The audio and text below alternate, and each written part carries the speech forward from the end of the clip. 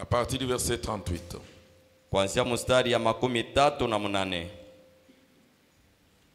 Oubliez vos soucis Musabo manunguniko yenu et placez votre confiance dans le Seigneur. na mutie tumaini yenu ndani ya Bwana. Il y a quelque chose qui va entrer en vous Koko kintu fulani kitingia ndani mwenu et qui va vous faire du bien. na ile itenufanyisha bizuri. Personne n'est venu dans la présence de Dieu et retourné tel qu'il était venu. Muntu hata moja hawezi kuya muwepo ya Mungu na kurudia vile aliingia. Je vous assure, il y a quelque chose. Mina niwahakikishia koko kitu fulani. Car il y a ici plus que Salomon. Sababu kuko hapo kumshindia Salomoni. Alléluia. Alléluia. Béni soit le nom du Seigneur. Jina la Bwana libarikiwe. À partir du verset 38, Kuanzia mstari ya 38 nous lisons ceci. tunasoma hivi. Alors quelques-uns des scribes et des pharisiens prirent la parole et dirent: Kisha bamoja baba scribe na bafarisaye bakabeba neno na kusema, Maître, Bwana, nous voudrions te voir faire un miracle. tunataka kukuona kufanya muujiza. Il leur répondit: Akabadibu, une génération méchante kizazi ya uovu et adultère na ya busharati demande un miracle. iko na lomba muujiza. Il ne lui sera donné d'autres miracles Abata bapatia muujiza yingine que celui du prophète Jonas. kuliko ya nabi Jonas. Car de même que Jonas fit 3 jours et 3 nuits dans le ventre d'un grand poisson, Sababu namna moja moja Jonas alifanya masiku 3 na mojua 3 ndani ya ntumbo ya ile samaki kubwa, de même le Fils de l'homme sera 3 jours et 3 nuits dans le sein de la terre. vile vile mwana wa mutu atafanya masiku 3 na mausiku 3 ndani ya ntumbo ya udongo. Les hommes de Ninive s'élèveront au jour du jugement avec cette génération et la condamneront. Bantu ba Muninive batalamuka mu ile siku ya hukumu na hii kizazi na batayihukumu. Parce qu'ils se repentirent à la prédication de Jonas. Sababu bakatubu ku mahubiri ya Jonas. Et voici, il y a ici plus que Jonas. Na muone hapa kuko kumshindia Jonas. La reine de Midi s'élèvera au jour du jugement avec cette génération et la condamnera. Malikia wa kumidi atalamuka mu ili siku ya hukumu na hii kizazi na ateihukumu. Parce qu'elle vint des extrémités de la terre pour entendre la sagesse de Salomon. Sababu alitoka ku mwisho ya udongo jua kuya kusikia hekima ya Salomoni. Et voici, il y a ici plus que Salomon. Na tazama hapa kuko wa kumshindia Salomoni. Prions le Seigneur. Tuombeni Bwana. Notre Seigneur et notre Dieu, puissant conquérant, tu as vaincu la mort, tu as vaincu la tombe, tu as vaincu le séjour des morts. Tu es ressuscité le 3e jour. La terre ne pouvait pas te retenir et ne pouvait pas retenir la parole de Dieu. Cette parole, elle est toute puissante. Il y a en elle la vie. Et nous voici, Seigneur, pour dire Amen à la parole. Nous ne voulons pas être incrédules comme les scribes et les pharisiens qui ont vu tant de miracles de tes mains, qui ont vu tant de miracles mais qui en demandaient encore. Nous te prions, Seigneur, d'attendrir nos cœurs par le Saint-Esprit afin que nous puissions croire, car la Bible dit, si tu crois, tu verras la gloire de Dieu. Amen. Nous voulons croire ta parole, Seigneur, ô Dieu saint et glorieux, et vivre les bénéfices de ce que toi tu as accompli en notre temps. Bénis nos cœurs, guéris les malades au milieu de nous, réconforte les affligés, car tu es notre seul et véritable consolateur. Tu es le père des orphelins, le mari des veuves. C'est toi qui es toujours auprès des gens qui sont tristes et tu t'occupes de notre condition plus que nous-mêmes. Les compatissants, lents la colère est riche en bonté. Si toi tu tenais compte de nos iniquités, personne au monde ne subsisterait. Mais le pardon est auprès de toi. La miséricorde est auprès de toi. Afin que les hommes te craignent. Nous sommes venus à toi, Seigneur. Exauce nos prières sous le sang. Accorde-nous la grâce de la vie. Car nous venons regarder à toi, Seigneur. Nous tournons nos regards vers toi, Seigneur. Si ceux qui ont regardé les serpents des reins ont reçu la guérison de leur maladie, nous voulons regarder à ta parole, Seigneur, afin de recevoir la bénédiction pour nos âmes. Si Jonas, un homme rétrograde, pouvait se souvenir de la promesse que tu avais donnée à Salomon, offrir sa prière, ô Dieu, en direction du temple, ô Dieu saint et glorieux, comment un homme dans le ventre du poisson pouvait connaître la direction du temple. Il a pensé, il a fixé sa foi sur la promesse et tu l'as délivré du ventre du poisson. Délivre-nous, Seigneur. Nous ne voulons pas regarder aux signes. Nous ne voulons pas regarder, Seigneur Dieu bien-aimé, aux problèmes que nous avons, mais nous voulons regarder, Père, aux signes que toi tu as agités en ce temps du soir. Guéris nos âmes, bénis nos cœurs, bénis cet auditoire et mets-nous de côté pour que la gloire te revienne. Au nom de Jésus-Christ. Amen. Amen.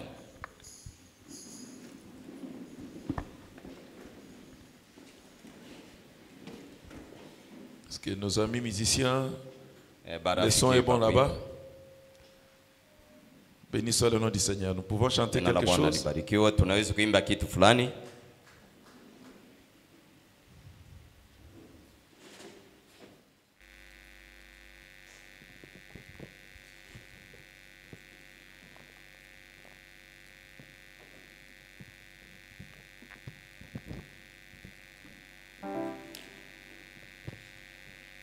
Qu'il me soit fait selon ta volonté.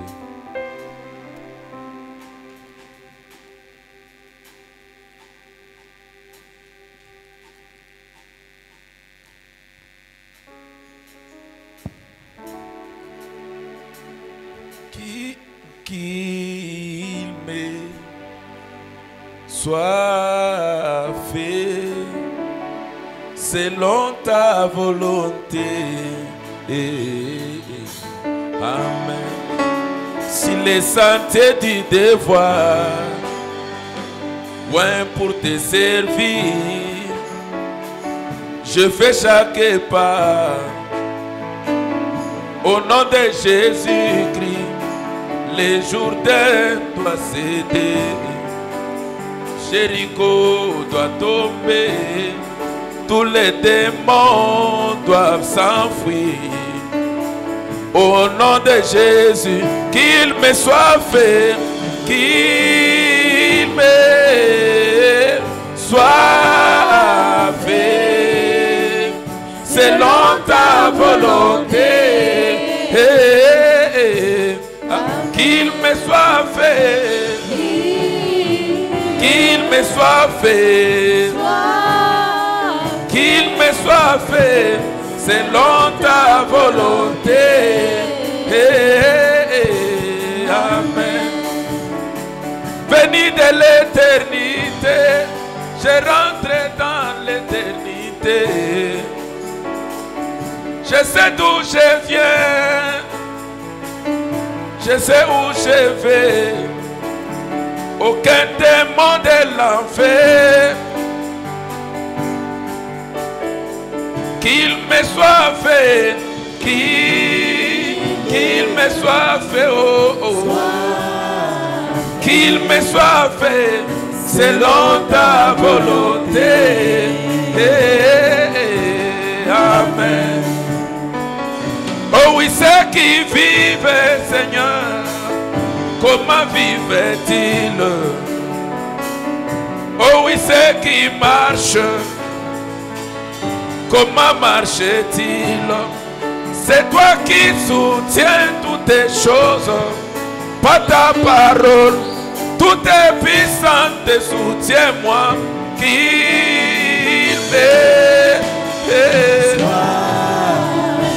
me soit fait selon ta volonté. Qu'il me soit fait. Oh, qu'il me soit fait.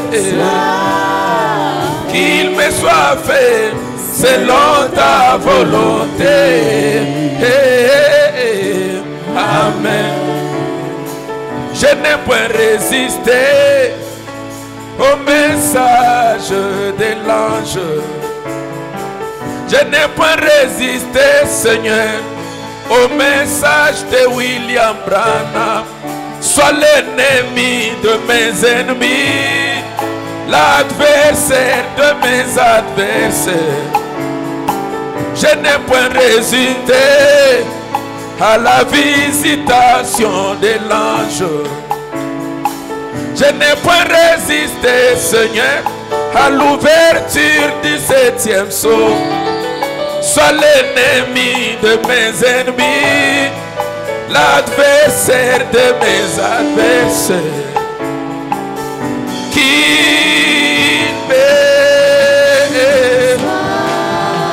Qu'il me soit fait selon ta volonté. Qu'il me soit fait. Oh oui, qu'il me soit fait. Qu'il me soit fait selon ta volonté. Amen. Épuisé, affaibli dans la chair, si ce souffle est le dernier, Seigneur, voici ma requête, qu'il me soit fait, qu'il me soit fait, qu'il me soit fait selon ta volonté. Qu'il me soit fait, oh Jésus, qu'il me soit fait. Oh oui, qu'il me soit fait selon ta volonté. Amen. Et ça les mélange, et ça les mélange, et ça les mélange. Kolanda se mokano na yo, na bomoi nanga mokano ko ya moto te, kasili loba na yo yangwe ko kisama. Esale melanga, esale melanga, esale melanga, kolanda se mokano, qu'il me soit fait, qu'il me soit fait, oh, qu'il me soit fait selon ta volonté. Amen, alléluia, amen, amen, amen, alléluia, amen, amen. Jésus-Christ est vivant, oh, amen, amen, amen, alléluia, amen. Il guérit ta maladie, oh, amen, amen, amen, alléluia, amen, amen. Il résout ses problèmes, amen, amen, amen, alléluia, amen, amen. Te donne la joie ce matin, oh, amen, amen, amen, alléluia, oh, amen, amen, amen. Qu'il me soit fait volonté, Seigneur. Amen. Alléluia. Amen.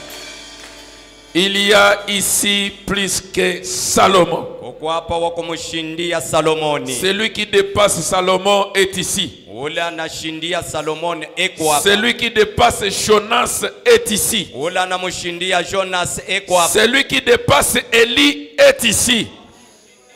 Celui qui dépasse Moïse est ici. Wa kumshindia Musa eko hapa. Et son nom s'appelle Jésus. Na jina lake ni Yesu. Et j'aime l'appeler respectueusement le Seigneur Jésus Christ. Minapenda kumuita na heshima Bwana Yesu Kristo. Yeye wa kuabudu. Il est l'adorable. Yeye wa kuabudu. Il est l'amen final.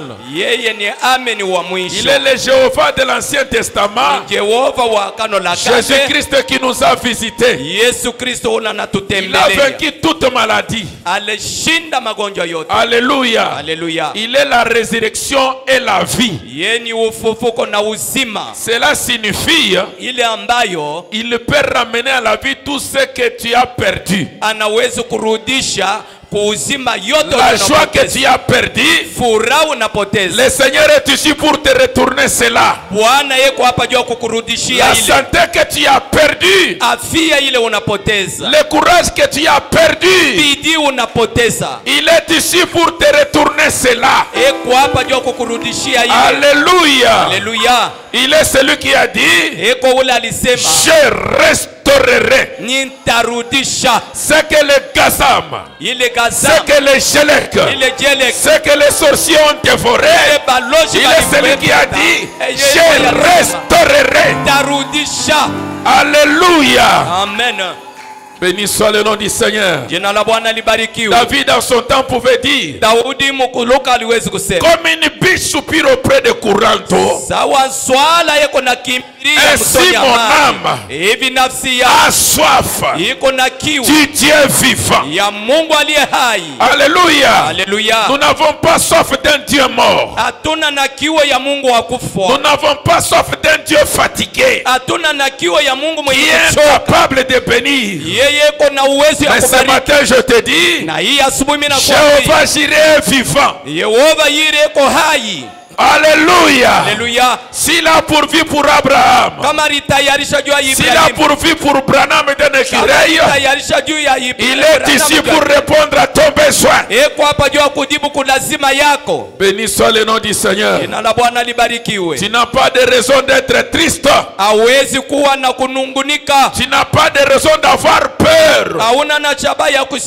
Celui qui règne, c'est notre frère.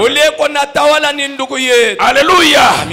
Il a dit, qui sont mes frères, qui est ma mère? C'est celui qui croit et qui aime la parole de mon Dieu. Alléluia. Est-ce que les frères du roi sont ici? Est-ce que les sœurs du roi vous êtes là? Ne sois pas triste. C'est ton frère qui règne. Alléluia. Béni soit le nom du Seigneur. Les pharisiens, ce sont des incrédules. Alors toi, ne sois pas comme un pharisien. Parce que l'incrédulité n'arrête que l'incrédule. Qu'est-ce que tu vas gagner à ne pas croire? Je te dis, mon frère, ma soeur, bannis l'incrédulité.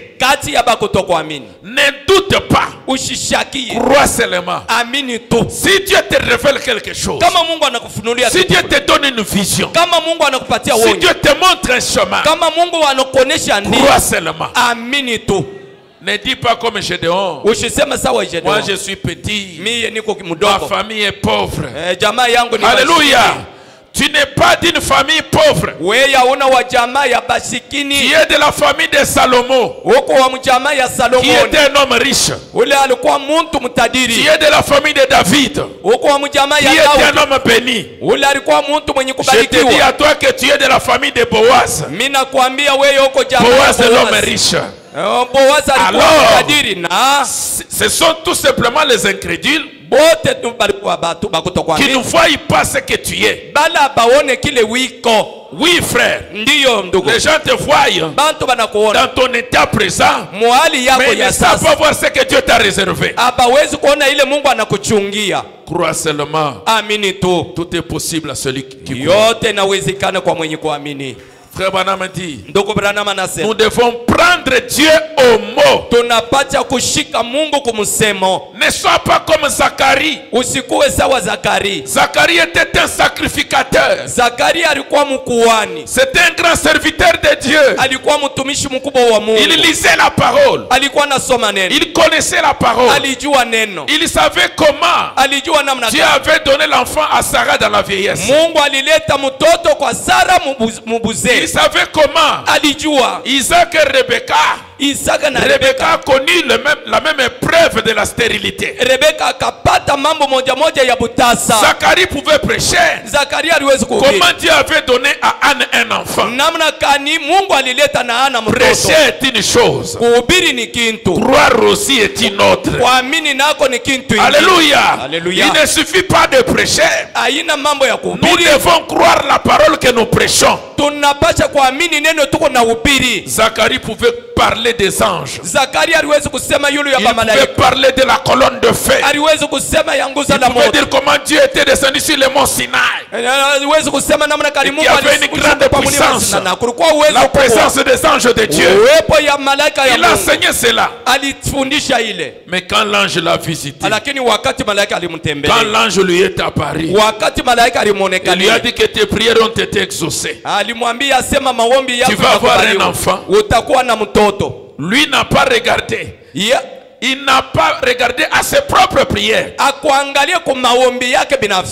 Il n'a pas regardé même qu'un ange a quitté l'éternité pour lui parler. Et il a dit, il a regardé à sa condition. Comment cela va se faire? Ne regarde pas à ta condition. Regarde à celui qui a le pouvoir de commander les choses. Alléluia. Il appelle à l'existence ce qui n'existe pas. Si Dieu te dit, va dans cette direction, devant le tableau, tu vas passer. Toi ne raisonne pas. Non, pourquoi Seigneur tu m'envoies dans cette direction alors que la porte est ici? La porte est là-bas. Non, la porte sera là où le Seigneur t'envoie. Quand Dieu te dit lève-toi, lève-toi. Avance, avance. Avant que tu n'arrives au tableau, Dieu va ouvrir une porte. C'est cela un croyant. Alléluia. Alléluia. La foi trouve une source dont les autres ne savent rien. La foi est une révélation. Zacharie n'a pas cru. Et il est resté muet. Alléluia. Amina. L'incrédulité n'arrête que l'incrédule. Ce pharisien était incrédule. Mais regardez, à l'opposé de Zacharie, nous avons Marie. Alléluia. Alléluia. Marie qui était une jeune fille, qui allait tout simplement à l'église. Écoutez papa Zacharie prêcher la parole. Ah frère, arrêtez d'envier les pasteurs et les prédicateurs. Les grands hommes c'est vous. Alléluia. Alléluia. Nous déposons les richesses de la parole. Et quand vous croyez, vous bénéficiez de la toute puissance de Dieu.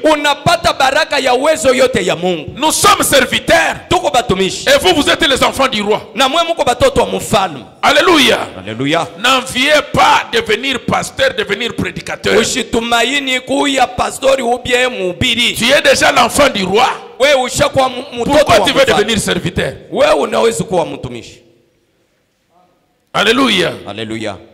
Marie a cru à la parole. Maria aliamini kuneno. Quand elle a croisé l'ange, Wakati alikutana na malaika, elle revenait peut-être du temple. alikuwa anatoka saa zingine kwa Là où hekalu. elle a écouté qu'on disait qu'une vierge concevra. Kule alishikia banasema kijana C'est mwanamke ce que atachukua. Esaïe, le grand prophète, avait parlé. Jo ile Yesaya nabii mkubwa alisema. Et Israël croit toujours aux prophètes. Na Israeli anaaminiaka banabii. Alléluia. Amina. Et la chose Na kintu qui fait qu'un juif puisse croire, ile inafanya sema Muyuda c'est amini, lorsqu'il voit les signes du Messie. ni wakati anaona alama ya Masia.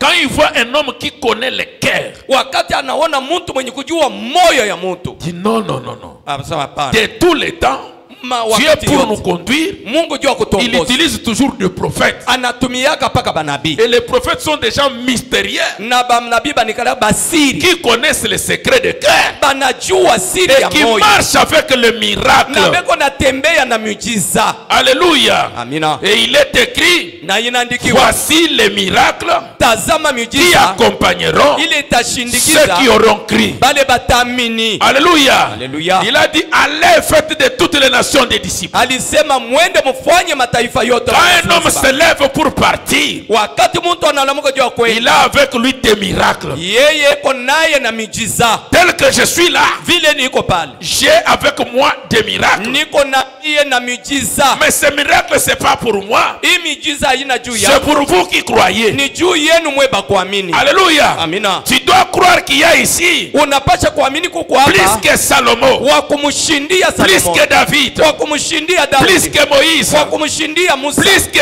tous les prophètes et les kushindia patriarches de la Bible. na ule C'est baba Jésus-Christ wa- ni Yesu qui est la Kristo. réponse à tous nos besoins. Yeye ni jibu kwa malazima yetu yote. Marie a pris Dieu au mot. Maria alichukua Mungu kumsemu. Je suis la servante du Seigneur. Niko mtumishi wa Qu'il me kijakazi wa soit Bwana. fait selon ta parole. Inifanikie kupitia neno lako. Frère Branham me dit, si vous prenez Dieu au mot, Ndugu Branham anasema kama nachukua Mungu kumsemu, l'impossible disparaît. yasho kuwezekana inapotei. Je connais pas ton problème, Mimi sijue mambo yako. mais il y a dans la parole de Dieu Lakini kuko ndani ya neno la une Mungu. écriture Andiko qui correspond à ton problème. inapatana na mambo yako. Oui, mon frère, Ndiyo ndugu yangu. le malheur atteint souvent les justes, Ole iko nafikia paka benye mais haki. l'Éternel l'en délivre toujours. Lakini wa milele iko na bafungula wakati yote. Psaume 34, verset 20. Psaume 34:20. Le malheur atteint souvent les justes, Ole iko nafikia paka benye mais haki. l'Éternel l'en délivre toujours. Lakini wa milele iko na bafungula wakati Je yote. ne connais pas ton problème, Mimi sijue mambo yako. mais crois-moi, mon frère, Lakini waamini Mungu l'Éternel wa milele va te délivrer. atakufungula. Il va te délivrer. Atakufungula. J'ai dit, il va te délivrer. Ninasema atakufungula. Quand Marie a crié, Wakati Maria aliamini, l'enfant est entré. mtoto anaingia. Alléluia. Haleluya. Ne sois pas incrédule. Usiwe wa kutokuamini. Les pharisiens sont arrivés Bafarisayo bakafika et les scribes, na bandisi ce sont des gens qui ni écrivent. bantu balikuwa naandikaka. Les gens qui écrivent, ils ont une mémoire. Bantu bakuandika beko na kujua. Par le fait d'écrire, Munamna ya ils kuandika connaissent. banajua. Alléluia. Amina. Et les pharisiens, c'était des gens qui enseignaient. Na bafarisayo bakuwa bantu balikuwa nafundisha. Frère Branham parle d'un prédicateur qui est venu dans la ligne de prière. Ndugu Branham anasema mtumishi ule alikuya mustari ya maombi. Au lieu de croire, il se met à réfléchir. Pale pa yeye kuamini anaanza Et il est passé à kuwaza. côté de la guérison. Na anapita pembeni ya matunzo. Mais une prostituée qui vient, Lakini kaba ule alikuya elle n'a pas regardé à ce qu'elle était. ashikuangalia kuile Elle a alikuwa. regardé au Dieu qui est prêché. Anaangalia kwa Mungu ule banahubiri. Elle a regardé à la compassion, à la miséricorde de Dieu. Anaangalia kubuluma na Elle est rema ya ressortie Mungu. avec sa guérison. Anatoka na matunzo yake. Ne regarde pas ta condition. Ushangalia kwa hali yako. Alléluia. Amina. Ta justice ne tiendra pas devant Dieu. Waki yako aishimame mbele ya Mungu. La Bible dit que la justice d'un homme n'est qu'un habit souillé. Biblia inasema waki ya muntu iko sawa nguo yenye kuchafua. Mais crois à celui qui a pris ta place à la croix. Lakini amini kwa ule alibeba fasi yako À la msalabani. croix, il a réglé les problèmes de péché. Kumsalaba alileta jibu ya mambo ya Il mzambi. s'est chargé de nos iniquités. Yeye alibeba maovu yetu. le mal que tu commets là, bubaya bule que tu as commis là, na bule unafanya tout en sachant que ce mal, mwenye kujua sema il s'est chargé de ça. Yeye alibeba ile bujitu. Béni soit le nom du Seigneur. Jina la Bwana libarikiwe. Maître, Bwana, nous voulons que tu fasses un miracle. tunataka ufanye kumujiza. Ça, c'est le langage des incrédules. Hii ni musemo ya bantu bakutokuamini. Et le Seigneur reprend la parole. Na Bwana anachukua neno. Il leur dit, Anabambia, sera donné d'autres miracles. abate nipatia ujiza yingine. Une génération faible. Hii kizazi kia buzaifu. Une génération adultère. Kizazi ya basharati.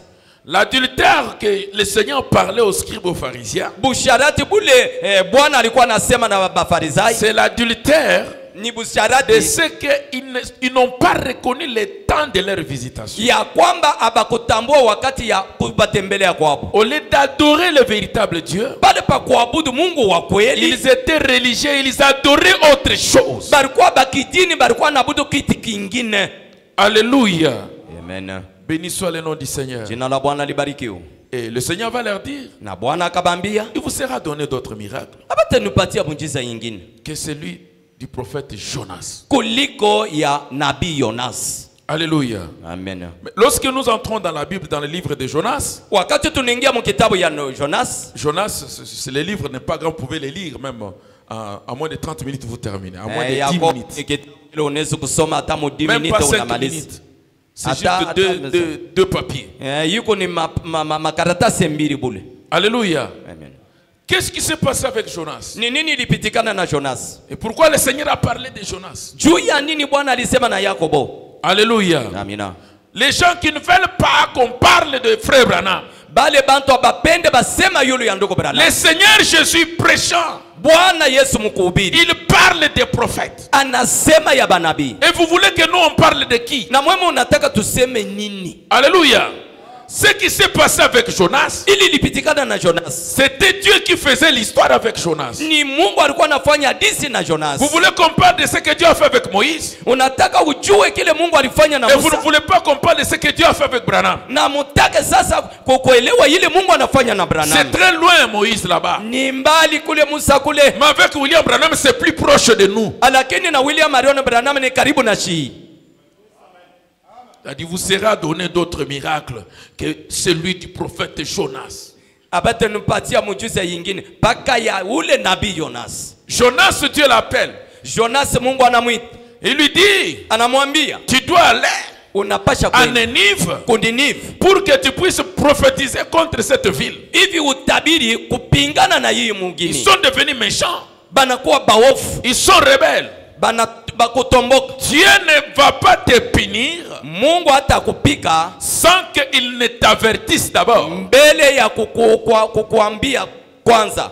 Alléluia. Amina. Frère Branham parle de la ligne de démarcation. Ndugu Branham anasema ile mustari ya sho kutambuka. Il dit que Dieu le fait envers tout un chacun de nous. Ya kwamba Mungu yuko nafanya na kila mmoja wetu. Il trace une ligne de démarcation Anaweka mustari ya sho kutambuka entre sa miséricorde et sa colère. katikati ya rema yake na kasirani Et yake. faites attention de ne pas traverser cette ligne-là. Na ufanye haki ushitambuke ile mustari. J'aimerais parler au cœur d'un enfant de Dieu ce matin. Tapenda kusema na moyo ya mtoto wa Mungu hima. J'aimerais te parler que ce soit un message du cœur au cœur. Napenda kusema ikuwe ujumbe ya moyo kwa moyo. Il arrive que tu fasses des choses dont toi-même tu sais que ça c'est pas bien devant Dieu. Inafikia unafanya bintu ujua sembi kubibaya mbele ya Mungu. Mais je te dis fais attention. Lakini mimi nakwambia fanya hanki. Je tire ton oreille. Mimi nakokota masikio yako. Je ne veux pas faire comme ce pasteur-là qui tirait les oreilles à ses croyants. Siwezi kufanya sawa pastori ule alikuwa na bamba masikio ya baaminifu. Mais un pasteur c'est un père, non? Lakini pastori ni baba hapana. Je vous tire les oreilles spirituellement. Mimi nikukota kwa masikio ya kiroho. Alléluia. Alléluia. Faites très attention. Upate kukalamuka sana. Lorsque tu fais quelque chose de mal, wakati unafanya kitu kibaya et que le Seigneur vient, na Bwana anakuja, il te reproche. anakukemea. Tu vois la voix de Dieu qui vient Unaona mukasirani ya et Mungu qui te décourage. na Qui dit, uchoka. tu l'as toujours fait. wewe unikalako kupana J'étais toujours pardonné. mimi nikalaka niko na kusama. Mais cette fois-ci, Lakini hii mara ne refais pas. usifanyulule tena. Tu feras mieux de faire attention à partir de ce moment-là. Utafanya mzuri juu ya kukalamuka kuanzia ile wakati ile. Et frère Branham dit que Dieu le fait pour tout un chacun de nous. Na ndugu Branham anasema iko naifanya juu ya kila mmoja wetu. Dieu ne fait exception de personne. Mungu ashichakulaka na kutosha muntu. Alléluia. Amina. Frère Branham dit la voix du transgresseur est tellement rude. Ndugu Branham anasema sauti ya mvunja sauti iko ya nguvu sana. Billy Paul est allé fumer la cigarette. Billy Paul anenda kufuta tumbaku. Et Dieu l'avait frappé. Na Mungu alimupika.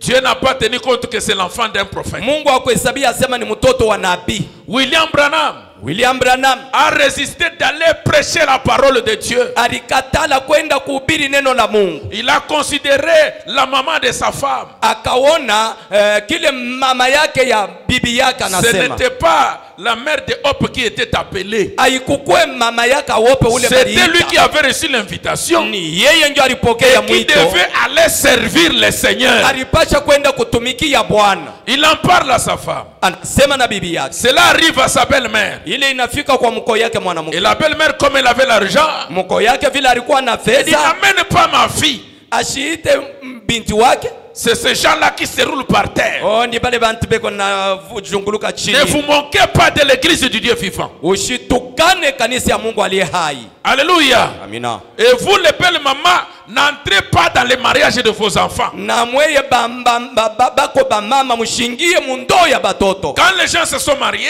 wakati bantu banaoana, nous les recommandons entre les mains du Seigneur. Tunabarudisha mu mikono ya Bwana. Il faut pas à tout moment vouloir savoir ce qui se passe là-bas. Haifai wakati yote ujue ili kunapitikana kule. Et tu quittes là-bas, non. Il va me connaître aujourd'hui. Na unatoka unaenda kule asema leo tanijua. Tu as ton mari, tu as ta femme, tu as ton foyer.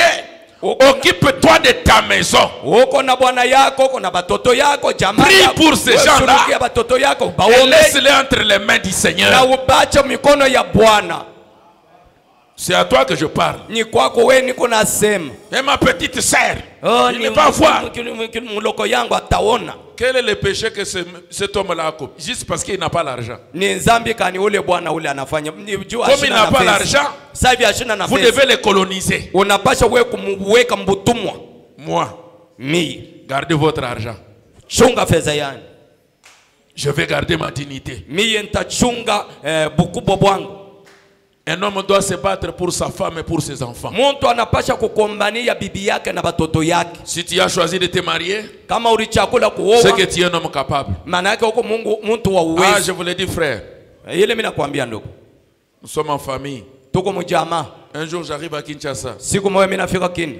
J'ai mon petit chantier. Niko na chantier yangu kidogo. À l'époque, ma maison n'était pas achevée. Ile wakati nyumba yangu ilikuwa yamalizika. Et j'étais avec ma femme et mon enfant. Na nilikuwa na bibi yangu na mtoto yangu. Et ma belle famille voulait me donner un appartement. Na bako yangu balipenda kunipatia kwa nyumba. Non, viens ici. J'ai dit non. Hapana kuya huko, mimi nasema hapana. Merci. Asante. Je vais aller dans mon chantier. Niko nenda mu nyumba yangu. Il n'y a pas encore de lit. Akuya kwa kitanda. On va étaler la couverture. Tutaenda kuweka drap chini. On va mettre un peu beaucoup de habits là où l'enfant va dormir.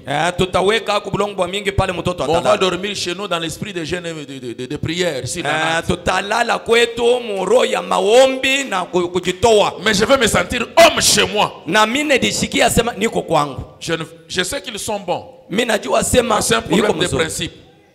Je ne veux pas que tu me loges aujourd'hui. Mimi sitaki unipatie leo. Et demain tu commences à me dire comme ça, pas comme ça. Non. Kesho upate kunyambia sema hivi hapana hivi hapana. Dieu m'a créé libre. Mungu aliniumba huru. Et Israël ne sera esclave de personne. Na Israeli atakuwa mtumwa wa Mungu. Dieu n'a jamais voulu que Israël soit esclave. Mungu akupendake Israeli. C'est pourquoi il avait institué la loi du jubilé. Mungu aliweka sheria ya yubile. Alléluia. Alléluia. Jamais un enfant d'Israël ne pouvait rester éternellement esclave. Hapana mtoto wa Israeli aliwezi kubakia milele mtumwa. Tu ne peux pas rester tout le temps pauvre. Non, non, non, non, non. hawezi kubakia wakati yote Tu munyonga. n'es pas l'esclave de malédiction, non. Wewe una mtumwa wa malana, pana. Alléluia. Haleluya. Dieu t'a créé, tu es un homme libre. Mungu anakuumba. Tu es libre dans le Seigneur. Uko huru. Là où est l'esprit du Seigneur, na muroya. là où est la liberté, Ndio pale peko aucun huru. démon ne peut te retenir.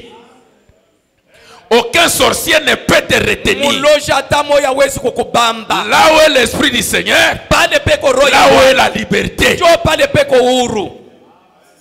Alléluia. Haleluya. Tu dois avoir la dignité. Unapasha kuwa na bukubwa. Mais frère Branham est tombé dans ce piège Ndugu Branham alianguka mwile mtego. à cause des paroles de sa belle-mère. Sababu ya maneno ya mama yake Il n'est mkubwa. plus allé répondre à l'invitation des pentecôtistes. Alipasha kwenda kujibu kumwitu ya bampenta. Il n'est plus allé. Asiende. Il est resté. Anabakia. À cause de ça, Sababu ya ile. Dieu a frappé Hop. Mungu anapika wope. Elle est morte. Anakufa. Quand il prie Wakati pour anaomba la femme, juu ya bibi. il prie pour la femme. Anaomba juu ya bibi. Tu sais, quand un homme prie pour sa propre femme, Unajua kama mtu tu vas anaomba juu ya mettre bibi toutes yake. les tractions là-bas des promesses. Maana yake kulikuwa Tu vas kokota commencer kula de malako. Genèse jusqu'à Apocalypse. Utaanzia Tu vas kumwanzo prendre wewe tout na ce qu'il y a de plus fort. na Frère, ndugu, faites attention. fanya hanki.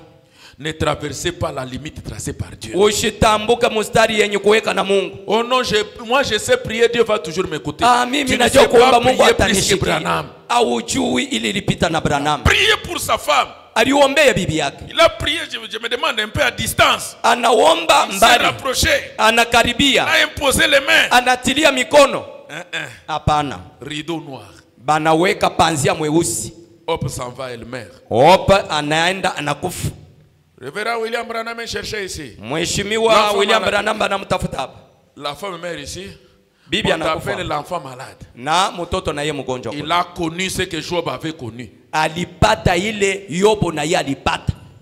Les papas sont ici, les mamans, vous savez comment nous aimons nos enfants. Baba beko hapa na mama banajua namna gani tunachunga watoto wetu. Seigneur, tu as repris sa mère. Bwana unabeba Ma fille. tena mama yake. Il a évoqué toutes les promesses. Aliuita malako yote hakuna. Il a voulu se tuer après. Non, non. Alitafuta Tu ne kuliua. vas pas mourir. Sema hapana utakufa. Alléluia. Haleluya. C'est tout simplement la désobéissance qui t'a fait goûter cette épreuve amère. Ni kutokuamini kule kulimfanya asema pite muile jaribu ya L'incrédulité est une kuchunga. très mauvaise chose. Kutokuamini ni kitu kibaya sana. Alléluia. Ces gens qui étaient devant le Seigneur, Bale bantu balikuwa mbele ya Bwana. ils ont vu des miracles mais ils ne croyaient pas. Baliona miujiza lakini balikuwa naamini. L'incrédulité, Kutokuamini une très mauvaise chose. ni kitu mubaya sana. Alléluia. Amina. William Branham en Afrique du Sud. Branham mu Afrika du Sud. Que Dieu soit miséricordieux envers nous. Mungu apate kwa rema kwetu. Ses collaborateurs lui disent, nous allons prêcher là-bas. Bakutumika nabo Là wanasema où il y a des tutenda grandes kuhubiri kule. églises, une salle bien préparée. Kule kuku makanisa mnene mfashi moyo bashatayarisha. Frère, va là où te dit de partir. Dieu te dit de partir. Wende kule Mungu anakuambia wende. Dieu n'est pas dans ce qui frappe l'œil. Mungu ashina kukubile biko nangala kumancho. Souvenez-vous de la petite Bethléem. Mkumbuka ya Bethlehem mudoko. Elle peut être petite, mais elle est le choix de Dieu. Anaweza kuwa mudoko lakini kuchakula kwa Mungu. Non, non, je vais aller dans la grande cathédrale. Non. Hapana mimi napasha kwenda mkatedrali mkubwa Si hapana. Dieu t'a planté ici, reste ici. Kama Mungu alikuweka baki hapa. La bénédiction te suivra ici. Baraka itakufuataka hapa. Dieu va faire une histoire avec toi ici. Mungu atafanya hadithi na wewe paka hapa. C'est à toi l'homme d'affaires que je parle si tu ne comprends pas. Ni kwa wewe ule washo kuelewa. Dieu veut te bénir ici. Mungu anataka kukubariki hapa. Quand tu pars en Chine là-bas, Wakati unaenda mshine kule. tu dis pasteur, enlevez toutes les chaises ici, j'amène de nouvelles chaises. Oh pastor tosha mabichi mimi nitaleta bichi ya sasa. Alléluia. Mina. Tu pars en Chine là-bas, Unaenda kushine la kule. main de Dieu sur toi. Kidogo tu yulu ya. Tu dis enlevez tous les vieux instruments là-bas, j'amène un nouveau kit d'instruments. Unasema sema mutoshe byombo yote ni kule nitaleta byombo mpya. Dieu t'amène ici pour faire une histoire avec toi. Mungu anakuleta hapa kufanya hadithi na weye. Reste là où Dieu t'a placé. Baki hapa Mungu anakuweka. Frère Branham n'a pas écouté Dieu. Ndugu Branham akusikie Mungu. Il a écouté les collaborateurs. Alisikia bali alitumika, alikuwa Il est anatumika allé nao. là-bas. Anaenda kule Et Dieu l'a frappé des amibes. na Mungu anamupika na misanda. La raison de nos maladies, de nos épreuves, Shaba ya magonjwa souvent c'est à cause de notre incrédulité. zaidi ndiyo kutokuamini kwetu. Parce que tu es comme les pharisiens. Sababu uko sawa mfalesi. Tu es comme ces scribes. Uko sawa bale Tu bandisi. connais tous les messages. Unajua ujumbe Mais yote. seulement tu ne crois pas. Lakini hauamini. Alléluia. Amina. Béni soit le nom du Seigneur. Jina la Bwana libarikiwe. Tu dois croire. Unapasha kuamini. Et quand tu crois, tu dois appliquer les signes. Na wakati unaamini unapasha kutia alama. Dieu leur avait donné un prophète. Mungu alibapatia nabii. Parce que Jésus-Christ était le Fils de l'homme. Sababu Yesu Kristo alikuwa mwana wa mtu. Fils de l'homme signifie prophète. Mwana wa mtu maana yake nabii. Les signes qui devaient les attraper, Alama ile ilipasha kumu. ce n'était pas seulement les miracles qu'ils voyaient. Haikuwa paka miujiza ile balikuwa naona. Mais c'était les signes du Fils de l'homme. Lakini ilikuwa alama ya mwana wa mtu. Alléluia. Amina. Béni soit le nom du Seigneur. Jina la Bwana libarikiwe. Revenons d'abord à Jonas. Turudie kwa Jonas. Jonas. Pourquoi le Seigneur parle de Jonas ici? Juu ya nini Bwana yuko nasema Jonas hapa? Dieu l'envoie à Ninive. Mungu anamtuma ku Ninive. Dieu l'envoie à Ninive. Mungu anamtuma ku Ninive. Mais Jonas ne veut pas partir. Lakini Jonas apende kwenda. Il ne veut pas aller. Hataki kwenda. Il va entrer dans un bateau Anapenda kuingia mu pour chombo. aller à Tarsis. Juu kwenda ku Tarsis. Et il peut dire aux gens, non, Dieu m'envoie là-bas, mais moi je ne veux pas. Na unaweza kusema na bata sema Mungu ananituma kule Moi je lakini ne mimi veux sitaki. pas. Mimi napenda fashi fulani. Lorsque Dieu et Satan se sont disputés l'homme dans le jardin d'Éden, Wakati Mungu na shetani Le diable a pris balibishana la mule tête. mu shamba ya Edeni. le diable a pris la tête, Diablo alibeba kichwa, les raisonnements. mawazo. Mais Dieu a pris quoi? Lakini Mungu Il a alibeba pris nini? le cœur. Alibeba moyo. Là où la foi qui doit croire à la parole de Pale Dieu. peko kiu ya kuamini neno la Mungu. Alléluia. Amina. Jonas, Jonas il s'en va. akaenda. Et là où il arrive, Na kula anafika ce sont maintenant des problèmes. kuna kwa sasa mambo. Ce sont des vagues. Ni mampepo. Les démons se lèvent. Mandemoni nelamoka. Et puis tout le monde a commencé à invoquer son Dieu. Kila mtu akaanza kuita Mungu wake. Les gens commençaient à invoquer leur Dieu. Kila mtu akaanza kuita Mungu wake. Et le type était tranquillement là-bas, il dort. Yeye alikuwa mule chini analala. Mais toi tu es calme, tout le monde s'agite. Alikuwa kumuona afu bantu bote beko na ugwa. Wewe ni nini? Tu es suspect. Wewe atukone mzuri. Alléluia. Alléluia. Alors ils ont jeté au sort. Bakachakula sasa. Ils se sont dit, on va voir qui est le problème au milieu de nous. Bakasema mwenye kwa wa mambo kati yetu ni nani? Et quand ils tirent au sort, ça tombe sur Jonas. Wakati banachakula inangukia paka Jonas. Jonas dit nous. Jonas utuambie mzuri. Oh non. Hapana. Moi, Dieu m'a envoyé à Ninive. Mie Mungu ananituma ku Ninive. Mais moi, je ne veux pas aller là-bas. Lakini mimi sitaki kwenda kule. Voilà. Muone. C'est moi le problème. Ni mie mambo. Prenez-moi seulement, jetez-moi. Munibebe tu munitupe. Comme ça, vous allez être sauvés. Hivi mweye mutaokolewa. Alléluia. Alléluia. Et ils ont pris les types. Na bakabeba Bwana. Ils l'ont jeté là. Bana mutupa mbali. Mais je vais te dire une chose. Mimi napenda kuambia kitu moja. Dieu t'a placé sur la terre dans un but. Mungu anakuweka pa dunia mshaba moja. Et même pas ton incrédulité ne va arrêter le but de Dieu. Hata kutokuamini kwako hakuwezi kushimamisha shaba ya Mungu. Il y a des gens ici que Dieu va bénir, que tu le veuilles ou pas. Koko bantu bale Mungu atabariki uitiko wale ukatali. Et moi je fais partie de ces gens-là. Na mimi niko kati ya bale bantu. Alléluia. Amina. Est-ce que tu n'es pas heureux d'être le choix de Dieu? Aona waheri jua kwa mkuchakula kwa Mungu. Dans la prédication, je sais mon Rédempteur est vivant. Mumahubiri mimi najua mkombozi wangu eko hai. Paragraphe 12. Kifungo yake 12. Frère Branham dit le dessein de Dieu ne peut pas mourir. Ndugu Branham anasema mapo ya Mungu haiwezi kufa. Le dessein de Dieu ne peut pas être détruit. Mapo ya Mungu hawezi kuipomona.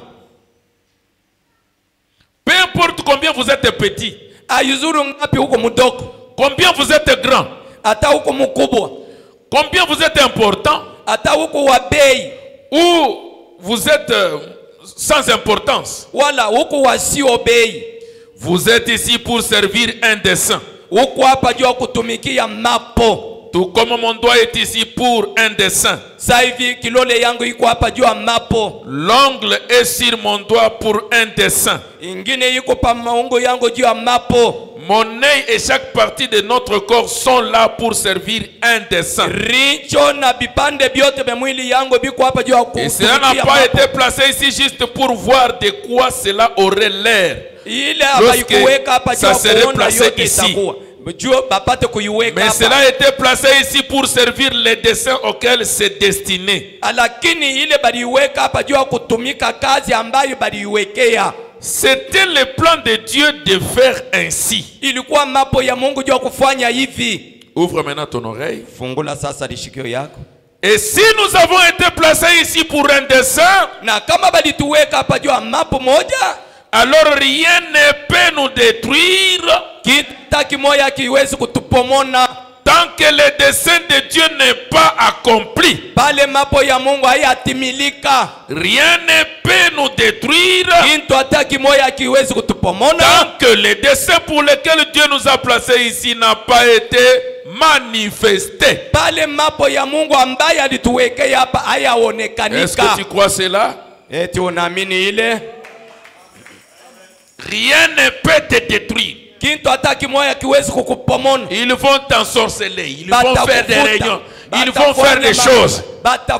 Mais Dieu t'a placé ici pour un dessein. Alléluia. Amina. Toi-même tu connais comment Dieu t'utilise. Si tu es la main qui soutient, il dira, Seigneur, je n'ai pas encore construit le temple du Seigneur. Je n'ai pas encore soutenu une veuve que je devrais soutenir. Je n'ai pas encore fini à payer les études de cet orphelin-là. Tu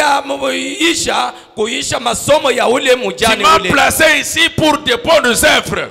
Et je n'ai pas encore terminé ça. Je ne partirai pas. Amina. Jonas n'avait pas encore fini la mission. Alléluia. Amina. Mais il voulait aller à Tarsis alors que Dieu l'attendait à Nénive. Mais Dieu est celui qui fait concourir toutes choses pour son bien, pour le bien de ceux qui l'aiment. Jonas dans le ventre du poisson, il a élevé sa prière. Et suivez la prière de Jonas. Il disait qu'il va glorifier Dieu si Dieu lui permettait de revoir encore les temples. Alléluia. Amina. Quand tu es malade, quand tu pries, qu'est-ce que tu dis à Dieu? Où est l'intérêt de Dieu dans ta guérison? Où est l'intérêt de Dieu dans ta bénédiction? Tu dois mettre l'intérêt de Dieu dans ce que tu demandes. Dieu regarde les motifs et les objectifs. Tu dois mettre l'intérêt de Dieu dans ta demande. Tu dois être attaché à la vision de Dieu. C'est là le secret de la bénédiction. Sondez les Écritures dans tous les temps. Le secret de la bénédiction, c'est toujours lié à l'adoration. Alléluia. Amina. Et frère Branham dit, comment est-ce qu'un homme dans le ventre du poisson pouvait connaître la direction du temple? Mais il a élevé sa foi vers la promesse que Dieu avait donnée à Salomon. Et si le peuple prie en direction du temple, ou qu'il soit en difficulté, et toi Dieu tu exauces leurs prières. La nuée était descendue et Dieu avait approuvé la prière de Salomon. Un homme qui plus tard avait rétrogradé, il était rétrogradé plus tard. Alléluia. Amina. Mais Dieu avait honoré cette prière. Lakini Mungu aliheshimu ile maombi. Et frère Branham me dit, Na ndugu Branham anasema la raison pour laquelle Shaba ambayo Jonas ne voulait pas aller à Nénive. akupende kwenda ku Ninive. Alléluia. Alléluia. La raison Shaba est que Jonas ilikuwa ya kwamba Jonas était un juif. yeye akuwa Muyuda. Alléluia. Alléluia. Jonas était un juif. Jonas alikuwa Muyuda. Et eux, ils étaient les gens des nations. Na bo balikuwa bantu wa mataifa. C'est la raison pour laquelle il n'a pas voulu partir. Ni Shaba ambayo akupende kwenda kule. Frère Branham dit ceci. Ndugu Branham anasema hivi. Un homme qui fuit loin de la face de l'Éternel. Muntu ule kona kimbia uso ya mbali na uso ya Mungu. 17 février 1965. 17 février 1965. La raison, Shaba, la principale raison, Shaba ya kwanza, je crois pour laquelle mina mini juu ya kwamba Jonas a fait cette chose Jonas alifanya hiki kintu remarquable, ya kuonekana, c'est parce qu'il était juif. ilikuwa ye alikuwa Muyuda. Et il lui avait été demandé d'aller dans une ville des nations Na bali mulomba ende mumuji ya ba mataifa pour crier contre elle. hivi pate kubaombea. Mais il pensait Lakini qu'il alikuwa na ne wazi serait pas reçu. yeye abatamupokea. Alléluia. Amina. Lorsque Dieu vous envoie, Wakati Mungu anakutuma ne dites pas, ushiseme ces gens ne sont pas de ma tribu, bale bantu abana bakabila ces yangu, gens ne sont pas de mon ethnie, bale bantu abana bamu ces gens kabila ne sont yangu, pas de ma nationalité. abana bamu inchi yangu. Dieu ne regarde pas les nationalités. Mungu ashangalie mainchi. Dieu ne regarde pas que tu es rwandais ou burundais. Mungu ashangalie huko Il mwenye ne voit Rwanda pas wana si tu es Burundi. chinois ou américain. Ashangalia sema huko Dieu Shino wana regarde la Amerika. pensée de l'éternité Mungu yuko qu'il naangalia a wazi wa placée milele. dans le cœur de ses enfants. Ila aliuweka mumoyo ya batoto yake. Parce que la Bible dit, Sababu Biblia la inasema promesse est pour vous, malako ni juu yenu, pour vos enfants, juu ya batoto yenu, pour tous ceux qui sont au loin, na juu ya bale benye kuwa en mbali, aussi grand nombre na mingi ya que le boboto. Seigneur les appellera. Ile Bwana atabaita. Quand Dieu appelle, Wakati Mungu il ne anaita, tient pas compte des tribus. ye ashangalie makabila. Alléluia. Amina. Tu peux naître à Malembankulu, Unawezi kuwa kumalemba nkolo, mais tu es le choix de Dieu. lakini huko kuchakula kwa Tu es né Mungu. à l'équateur, Unawezi kuwa kule, mais tu es un prédestiné. lakini huko mtenye kutangulia Alléluia. kuchakula. Alors quand un frère de l'équateur Wakati ndugu wa kwa Equateur rencontre son frère du Kivu, anakutana na ndugu yake ils vont s'embrasser. batakumbatiana. Alléluia. Amina. Car nous sommes dans ce monde. Wakati tuko muri hii Nous ne dunia, sommes pas de ce monde. tuna ba hii dunia. Alléluia. Amina. Nous sommes les enfants d'un même père. Tuko batoto wa baba Nous moja. sommes croyants du message du temps de la fin. Tuko baaminifu ba ujumbe Notre wakati wa mwisho. identité, Kujitambulisha notre famille, jamaa yetu c'est le message de l'heure. ni ujumbe ya wakati. Alléluia. Amina. Vous voyez, Munaona ces choses n'ont pas commencé ici. hivi bintu abikwanzia hapa. Jonas Jonas ne voulait pas aller. akutaki kwenda. Alléluia. Il est comme la femme samaritaine Eko sawa bibi qui Msamaria. a dit au Seigneur, Ule alisema na Bwana, toi tu es juif, wewe uko moyo, moi je suis samaritain. mimi niko Msamaria. Quel rapport y a-t-il? Kulinganisha gani koko tuko na wewe? Alléluia. Amina. Lorsque les dons de Dieu se manifestent, Wakati zawadi ya Mungu inaonekana c'est le millénium. ni millennium. Amina. Alléluia. Amina. Lorsque le don de Dieu est là, c'est la paix. Wakati zawadi ya Mungu Lorsque iko vous pale reconnaissez salama. les dons de Dieu, Wakati unatambua zawadi les ya dons Mungu, de Dieu n'ont pas de tenue. zawadi ya Mungu Les haina dons na de Dieu mtoto. n'ont pas de tribu. Zawadi ya Mungu C'est haina na un don qui makabila. vient du ciel. Ni zawadi inatokea mbingu. Béni soit le nom du Seigneur. Jina la Bwana ibarikiwe. Alléluia. Amina.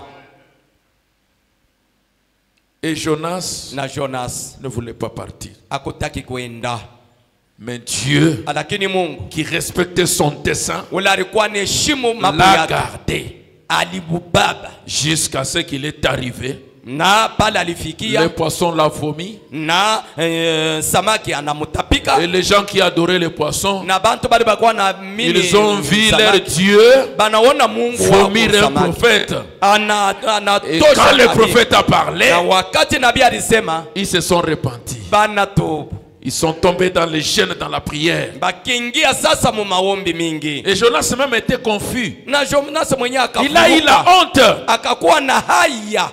Alléluia. Amina. Il savait. Alijua. Il ne voulait pas aller. Hakutaki Parce kwenda. qu'il savait que Sababu alijua Dieu est kwamba bon, Dieu est compatissant, Dieu Mungu ni pardonne. mzuri, Mungu ni wa buluma, Mungu yuko na samee. Dieu a fait faire à Jonas quelque chose contre sa volonté. Mungu alifanya na Jonas kitu yenye kupingana na mapenzi Jonas était étonné Jonas alishanga que Dieu ait pardonné aux gens de Ninive. ya kwamba Mungu anafikia Et kule watu wa c'est ce Ninive. que lui ne voulait pas. Na ile yeye hakutaki. Frère, donc, même si tu n'aimes pas les gens, Hata kama upende si baba, c'est Dieu qui t'envoie, kama Mungu anaona tu le feras. utaifanya. Amen. Alléluia. Amen. Ne résiste pas à la volonté de Dieu. Usishamie mapenzi ya Mungu. Même si c'est quelqu'un que tu n'aimes pas. Hata kama ni mtu upenda. Si Dieu te dit de l'aider, Kama Mungu anakuambia toi écoute Dieu. wewe usikie Mungu tu. Béni soit le nom du Seigneur. Jina la Bwana libarikiwe. Et le Seigneur leur a dit, Bwana kabambia une génération adultère. kizazi Vous n'aurez pas d'autre msharati miracle abatenupatia que celui muujiza du prophète ingine Jonas. kushindia ya nabii Jonas. Et il leur dit, Na akabambia la reine de Midi, malakia wa kumidi elle viendra témoigner contre cette génération. atakuya kushuhudia kupingana na hii kizazi. Parce que cette femme avait quitté de loin Sababu ule mwanamke alitoka mbali pour venir écouter la sagesse de Salomon. jua kwa kusikia hekima ya Salomoni. Et voilà, voici, il y a ici plus que Salomon. Na eko hapa wa kumshindia Salomoni. Mais qu'est-ce qui s'était passé avec Ni Salomon? nini lipitikana na Salomoni? Alléluia. Haleluya. Salomon, c'était un homme, un roi qui était bien aimé par le Seigneur. Salomoni alikuwa mfalme, muntu ule alipendewa na Bwana. J'aimerais juste prendre une chose dans la vie de Salomon. Napenda kubeba kwa kitu moja mu maisha ya Salomoni. Vous entendez tous Munasikia mwebote que Dieu avait demandé à Salomon, demande ce que tu veux. ya kwamba Mungu alisema na Salomoni, lomba ile unataka. C'est dans le livre de 1 roi chapitre 3 verset 4. Ni mkitabu ya mfalme wa kwanza Chapitre 3 verset 4. sura ya 3 mstari ya 4. Et Dieu a dit à Salomon, Na Mungu alisema na Salomoni, plutôt Salomon a offert à Dieu 1000 holocaustes. na Salomoni alitoa kwa Mungu mazabao 4. Non, non. 1000. 1000. Elfu. Les rois se rendaient à Gabaon pour y sacrifier, Mfalme akaenda ku Gabaon juu akwenda ku, car c'était le principal des hauts lieux. sababu ilikuwa fashi ya kwanza ya mafashi ya juu. Salomon offrit 1000 holocaustes sur l'autel. Salomoni akatoa mazabao 1000. Vous voyez? Unaona? Frère Branham dit même que donner fait partir de notre religion. Ndugu Branham anasema kuleta ni kipande ya dini yetu. Donner, Kuleta ça fait partir de notre religion. yo ni pamoja na dini yetu. Vous devez donner. Unapasha kuleta. Salomon a donné 1000 holocaustes. Salomoni alileta masadaka 1000. Et quand il a donné 1000 holocaustes, Wakati alileta masadaka 1000, cela a touché le cœur de Dieu. ile ikagusa sasa moyo ya Mungu. C'est alors que Dieu est descendu Njoo pale sasa Mungu alishuka et Dieu lui a dit, na Mungu akamwambia, demande ce que tu veux. lomba sasa ile unataka. Et la Bible dit que Salomon Na Biblia inasema n'a Salomon pas demandé des richesses. akuombe mari, Il n'a pas demandé Akolo- la mort de ses ennemis. akulombe lufu ya badui yake. Alléluia. Amina. Si c'était toi, Kama ilikuwa wewe, qu'est-ce que tu allais demander? uliwezi kuomba nini? Mais il a demandé l'intelligence. Lakini alilomba akili Et Dieu lui a donné cela. na Mungu Il lui a alimupatia. donné la sagesse. Anamupatia Et akili. vous voyez, Salomon pouvait se tenir Angalia Salomoni aliwezi kushimama devant deux femmes. mbele ya banamuke bawili. Alléluia. Amina. Il arrive des fois que nous tombons dans des situations compliquées. Inafikia tunanguka mambo ya mvuruko. Mais vous devez regarder les intentions, les objectifs. Votre but, c'est quoi? Unapasha kuangalia mania, bifukuzio na shaba yako iko. Tu as raison, c'est vrai. Uko na shaba ndio. Mais est-ce que si tu continues à réclamer ta raison là, Eti kama unaendelea na kulomba est-ce que ile ça shaba va yako, donner gloire à Dieu? eti italeta utukufu kwa Mungu? Alléluia.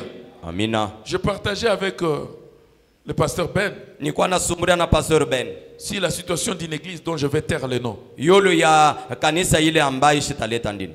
Alléluia. Amina. Et on parlait.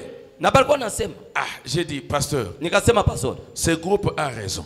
Hii nkundi iko na shaba. L'autre groupe aussi prétend avoir raison. Hii nkundi nayo inawazia kuwa na Mais shaba. quand nous regardons bien, Lakini wakati tunaangalia mzuri. si maintenant on donne raison à celui-ci, Kama tunaleta shaba na haba. quelle serait la condition de cette église-là? Hali ya hii kanisa itakuwa je? Et si à cause de ta raison, Na sababu ya shaba ya l'église de Dieu kanisa ya Mungu arrive maintenant à se disperser. inafika sasa mkuzambalala. J'ai dit, pasteur, Nikasema pastori, puisse Dieu donner à nos frères Mungu apate kuleta na bandugu la yetu sagesse de Salomon hekima ya Salomoni et le cœur d'une véritable mère. na moyo ya mama wa kweli. Nous n'avons pas d'autre chose que la parole de Dieu. Tuna na vitu vingine mpaka neno la Lorsque Mungu. les situations confuses arrivent, Wakati magumu inakuja, regardez dans la Bible mwangalie ndani ya s'il n'y a Biblia. pas de situations similaires qui sont déjà arrivées. Kama kuna mambo ya namna moja moja ilifika, L'enfant est là. mtoto yuko pale. L'autre voulait élever l'enfant. Mwingine mwizi nataka mtoto. Et l'autre, la propriétaire de l'enfant, Na mwenye mtoto élever l'enfant. anataka na Et il yeye y a la mtoto. confusion. Na kuna kuwa mvuruku. Et le roi sort l'épée. Na mfalme On va couper l'enfant en deux. asema kata La mtoto véritable mara mère a mbili. dit non, Mama mwenye mtoto asema qu'elle hapana, prenne l'enfant abebe mtoto pourvu que l'enfant vive. hivi mtoto aishi. Alléluia. Amina. Pourvu que l'enfant vive. Mtoto aishi tu. Quelle gloire Utukufu tu vas tirer d'avoir raison ili atapata kuwa na et de détruire les âmes des enfants de Dieu. ya kupomona manafsi ya batoto ya Vous Mungu. ne savez pas Haujui ce que ça coûte les efforts ile nguvu de rapprocher quelqu'un de la parole. jua kukaribisha muntu kuneno. Il est facile de construire, Iko teketeke mais kujenga, il est très pénible de reconstruire ce qui a été détruit. lakini ni ya magumu juu ya kujengulula ile balijenga. Dans tout ce que nous faisons, Muyote tukunafanya faites attention kalamuke pour ne pas donner au diable l'occasion de détruire les âmes des enfants de Dieu. ushipatie jabu bahati ya kupomona batoto ya Mungu. Alléluia. Amina. Là, c'était Salomon, un homme sage. Ile ilikuwa Salomon muntu wa hekima. Mais le Seigneur leur dit, Lakini Bwana alisema il y a ici kuku hapa plus que Salomon. wa kumshindia Salomoni. Et nous, les croyants du temps de la fin, Na shiba minifoba wakati ya c'est nous qui mwisho. avons reçu Dieu dans la chair. Nishie tulipokea Mungu C'est nous mumwili. qui avons reçu plus que Salomon. Nishie tulipokea kushindia Pourquoi ne Salomoni. pouvons-nous pas être sages? Juu ya nini hatuwezi kuwa baya hekima? Alléluia. Amina. Parce que Sababu les dons qui étaient en Salomon zawadi ilikuwa ndani ya Salomoni. étaient en portion. Ilikuwa sehemu. Est-ce qu'on peut nous projeter le paragraphe 46? Banaweza kutuwekea Il y a maintenant shairi ici plus que Salomon. kuko hapa uko mshindia Paragraphe 46, Salomoni. si on peut nous projeter cela. Kifungo yake 46.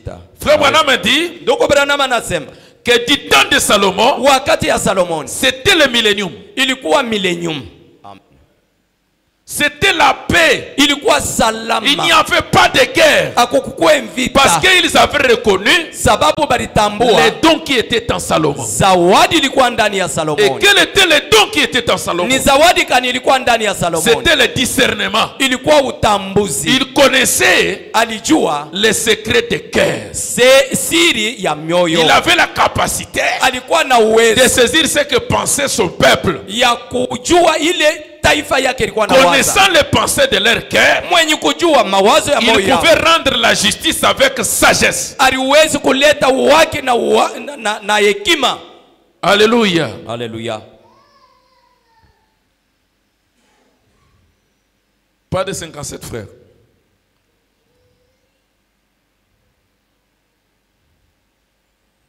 Prenez de 64. 64. Le 8 février 60. 8 février Non, 64. pas 8 février. Prenez de 64. Mchukue ya 64. Il y a maintenant ici plus que Salomon. Kuko hapa uko mshindia Salomoni.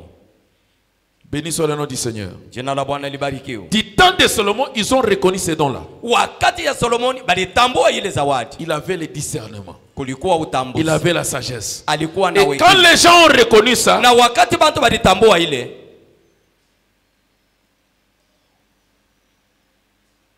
quand les gens ont reconnu cela, wakati bantu balitambua ile, c'était la paix. ilikuwa salama. C'était le millénium. Ilikuwa millennium. Ils ont reconnu ce don-là. balitambua ile zawadi ile. Qu'en est-il maintenant aujourd'hui? Inakuwa je sasa leo? Nous les gens du temps de la fin. Bantu ba wakati ya mwisho. Alléluia. Amina. Nous devons reconnaître. Tunapasha kutambua. Et ils n'ont pas reconnu les signes. Na bakutambua alama.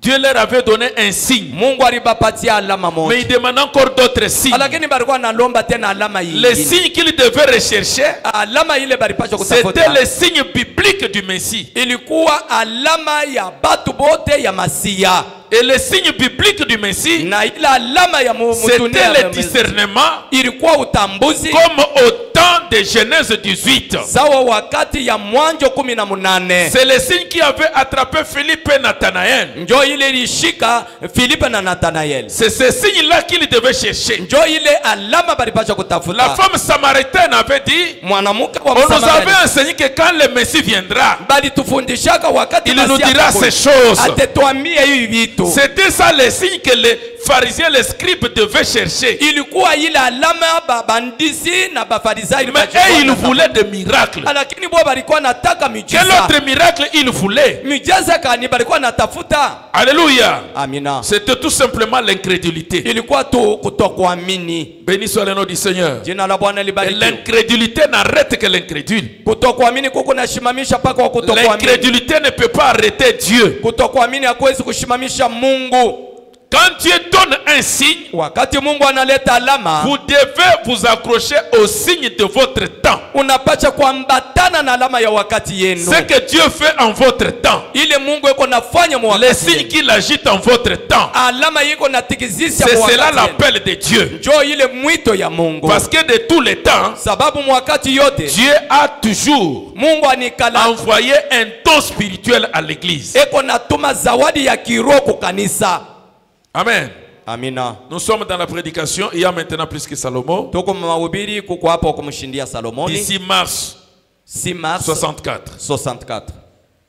6 mars 64. Ok.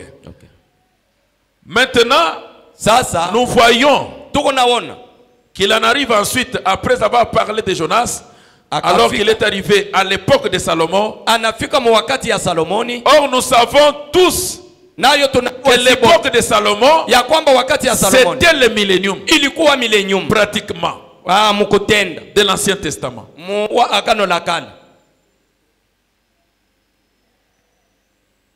C'était l'époque la plus glorieuse de toutes celles qu'Israël avait eues. C'était sous le règne de Salomon. Pas de guerre mentionnée. Et ça, ça allait très bien pour eux.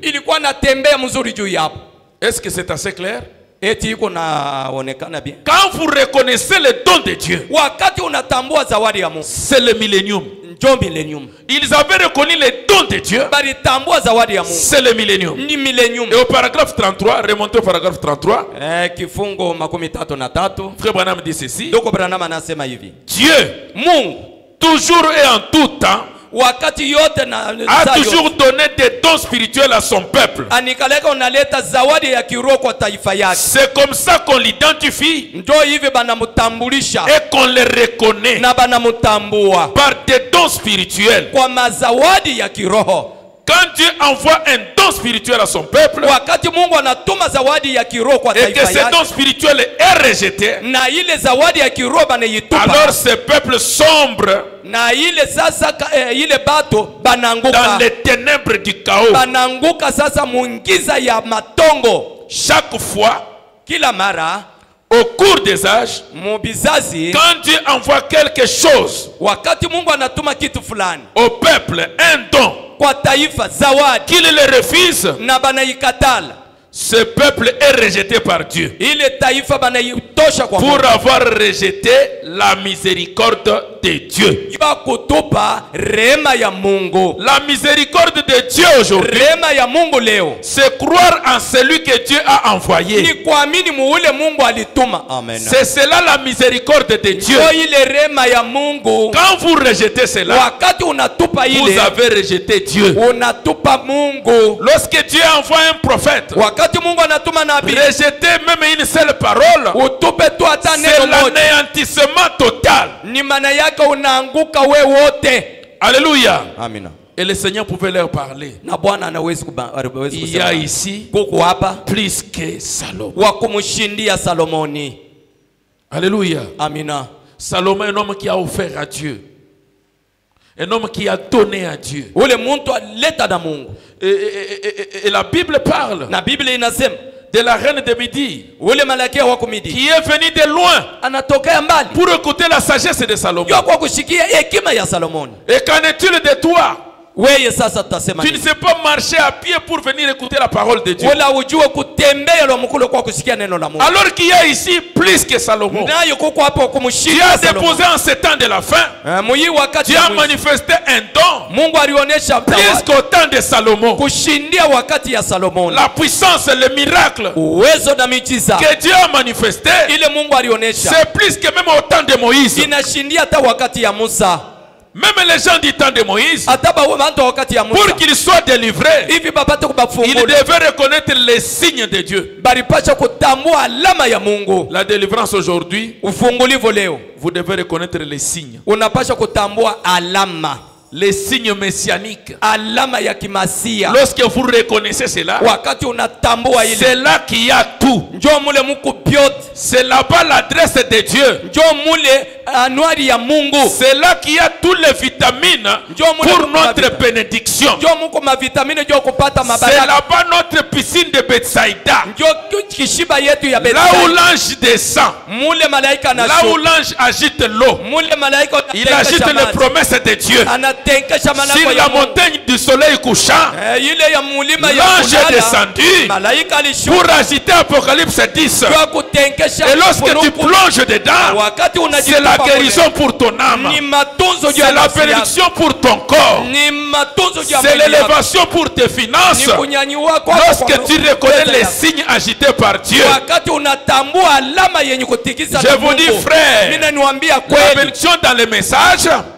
la bénédiction dans les messages, frère, baraka mu ujumbe ya nabii, nous n'avons pas la culture de dire Seigneur, donne-moi, Seigneur, donne-moi. hatuna namna ya kusema Nous Bwana, croyons tupate. le mystère. Tunaamini Nous masiri, croyons la descente de l'ange puissant tunaamini kushuka kwa qui malaika wa descend uwezo. avec le petit livre. Ule anashuka na kitabu. Alléluia. Amina. Et qui a juré par lui-même qu'il n'y a plus de temps. Na ye mwenyewe anasema Lorsque kuna vous wakati. croyez Wakati à unaamini la présence du donateur, uwepo ya cela umuletaji, termine la question. ile inamaliza mambo.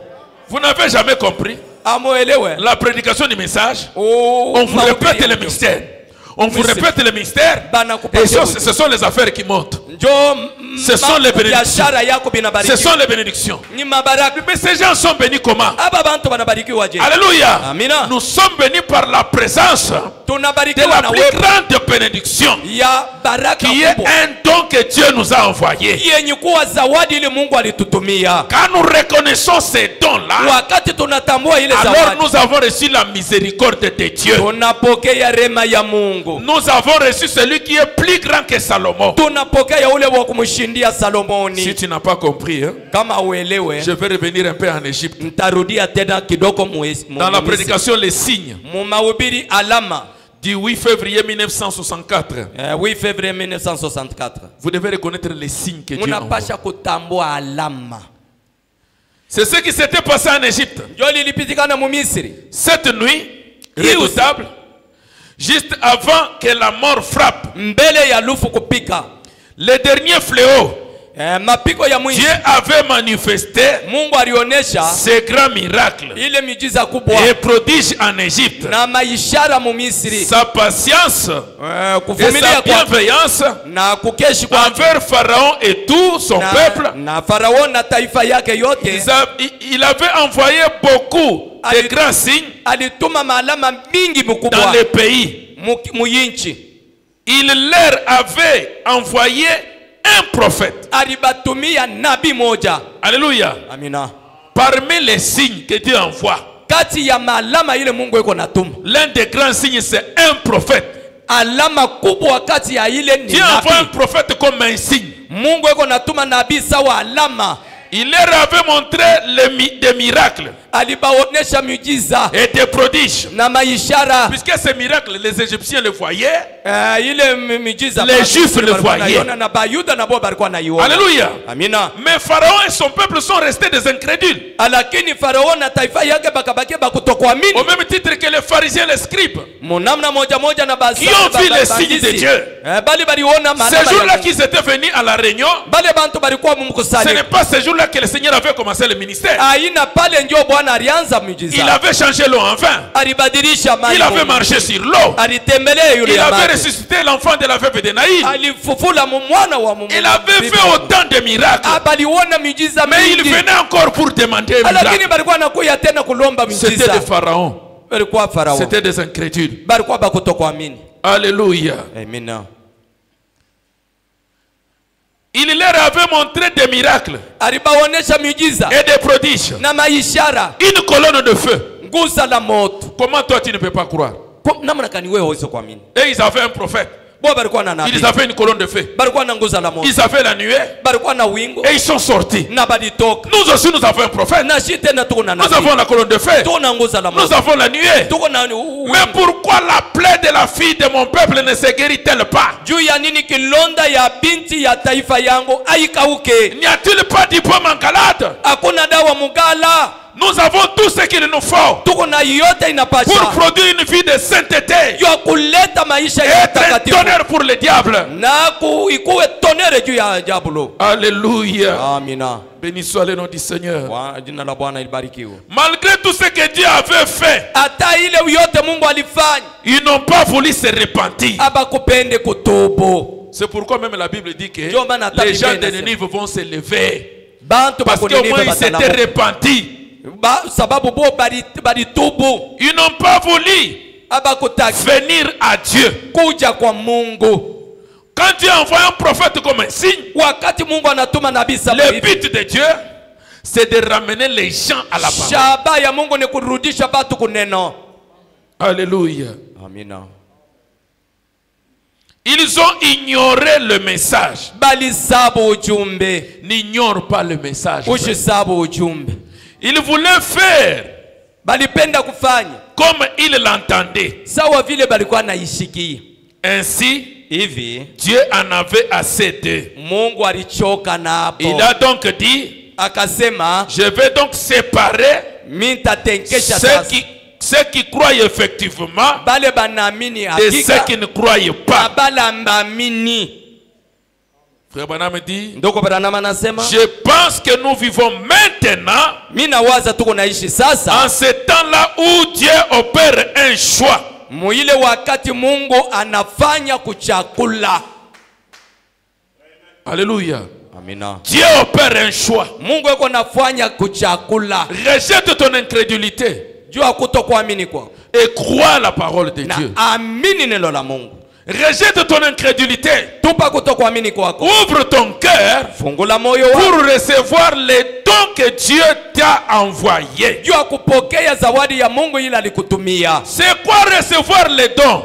Ni kupokea zawadi. Ce n'est pas seulement dire je crois, Haina tu kusema mimi naamini. mais vous devez appliquer les signes. Lakini unapasha kutia alama. Alléluia. Amina. Ceux qui avaient reçu Moïse, Bale balipokeaka ce Musa. n'était pas seulement dire nous avons reçu Moïse. Haina bale balikuwa nasema Mais qu'est-ce que Moïse a dit? sasa Musa alisema nini? Prenez l'agneau, Mbebe mwana ngondo. observez 14 jours. Muchunge Cet agneau doit être sans tache. ile mwana kondoo anapaswa Sans kuwa bila défaut. taka, bila Tu bulema. dois offrir à Dieu un cœur pur, Unapasha kutoa kwa Une Mungu vie moyo sanctifiée. yako, maisha un yako ya kutakasa. sacrifice Manake qui sadaka n'est pas sale. aina ya buchafu. Comme notre père Abraham, Vile baba yetu Ibrahim quand il a offert le sacrifice, wakati alitoa il sadaka veillait sur le sacrifice. alikuwa na keshi yule ya Il sadaka. chassait les oiseaux de proie. Alikuwa anafukuza Tu ndege dois ya anga. chasser Unapaswa tous kufukuza ceux qui cherchent à t'éloigner de la pure parole de Dieu. yote inapenda kukutosha mbele ya Les mauvais mbele ya habits, Tu dois t'éloigner d'eux. Tu dois te séparer d'eux pour croire les dons que Dieu t'a envoyés. Ceux qui ont reçu Moïse, ceux qui ont reconnu les signes, ils ont appliqué. Ils ont mangé l'agneau avec des herbes amères. Dans la parole, il y a des choses des fois qui sont amères, mais c'est bien pour ta santé. Tu dois recevoir cela. C'est amer, mais tu dois manger. Parce que cela va te donner la force pour le voyage. Alléluia. Amen. Béni soit le nom du Seigneur. Tu dois reconnaître les signes de ton temps. C'est alors que tu vas reconnaître celui qui est plus grand que Salomon. Parce que c'est Dieu. En ce temps de la fin, il a manifesté un grand signe. Le Seigneur leur a dit, vous n'aurez pas d'autres signes. C'était quoi les signes du prophète Jonas? C'était les signes de la résurrection. Alléluia. Amina. Et nous avons reçu un prophète à qui Dieu donnait une résurrection temporaire. Dieu pouvait le mettre à côté et entrer en lui afin de pouvoir discerner les pensées du cœur de son peuple. Ce que Branham faisait, ce n'était pas Branham, mais c'était Dieu dans Branham. C'était le Seigneur Jésus-Christ qui faisait ces choses. Et quand on te parle de ces choses, cela va te donner du succès. Lorsque nous parlons des choses que Dieu a fait dans le ministère de Frère Branham, cela nous donne du succès. Cela nous donne la bénédiction. Voulez-vous qu'on parle d'une chose que Jésus a fait dans la vie de William Branham? Est-ce que vous le voulez? Parce que le Seigneur leur a parlé des signes du prophète Jonas. Cela préfigurait la mort et la résurrection du Seigneur Jésus. Pour que tu croies qu'il est le Dieu de la résurrection. Même si dans ta vie il y a des choses qui sont cassées, fracassées, détruites, tout ce qu'on a détruit, le Seigneur est capable de restaurer cela. Il est capable de ramener cela. Frère Branham prêchait et une femme est tombée, elle est morte. Alléluia. C'est pratiquement le même miracle qui s'est passé du temps des apôtres. Dans Acte 14 verset 11, la Bible nous dit que les gens qui ont vu Paul redonner la force à un impotent, ils ont dit, nous avons vu des dieux sous des formes humaines. Oui, oui. Dieu dans l'homme, c'est une réalité. Tommy Osborne a dit, j'ai vu Jésus sous la forme humaine appelée William Branham. Le Fils de l'homme qui nous a visités, avant que nous puissions le voir dans le millénium, comme le fils de David. Il nous a visités en tant que fils de l'homme. C'est cela notre foi. Et que personne ne nous détache de cela. C'est cela la vie éternelle pour nous. Que de croire ce que Dieu a fait dans notre frère. Alléluia. Amina. Quand Paul prêchait, tu n'étais pas là. Mais quand Branham prêchait, c'est plus proche de nous. Frère Branham prêche. Alléluia. Amina. Et une sœur tombe, elle meurt. Alléluia. Amina. Je suis dans biographie de William Branham, page 454. Karatasi 454, biographie ya ndugu Branham. Voilà.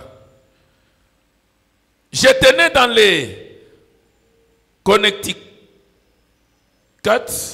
une réunion dans une grande salle bien connue. Nilikuwa nafanya mkusanyiko mu chumba moja yenye kujulikana. Il y avait présent avec moi sur la plateforme un docteur, kulikuwa pamoja na mie docteur un médecin chrétien. Maana yake munganga wa Mukristo. Il y avait là aussi une chrétienne connue. Kulikuwa tena Mukristo mwanamke mwenye kujulikana. C'était une femme riche. Alikuwa mwanamke mtajiri et de belles figures. Na uso mzuri.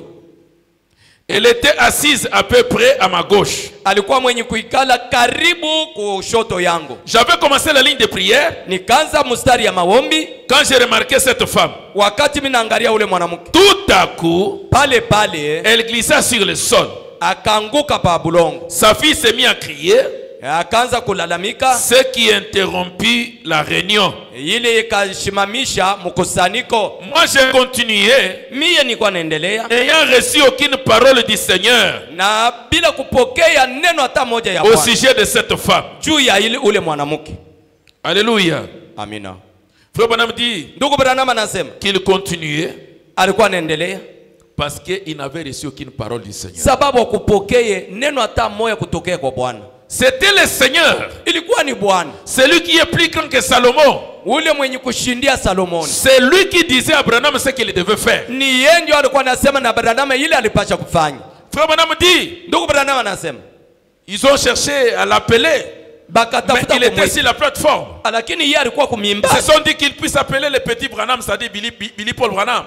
Kama alipenda kuita hata Billy Branham. Mais ils se sont dit, mais il s'agit de quelqu'un qui est mort. Bakasema sema ni mtu mwenye kufa sasa. Branham dit que les gens se réservent un peu de mort. Bantu Branham anasema bantu banikala mais à un certain moment, na wakati mfula, le Seigneur, Bwana, le plus grand que Salomon, mwenye kumshindia Salomon, est venu anakuja et a parlé à William Branham. Anasema na Branham. Quand le Seigneur a parlé à William Branham, wakati Bwana alisema na William c'est là Branham, que Branham est descendu. Njoo pale sasa Branham anashuka.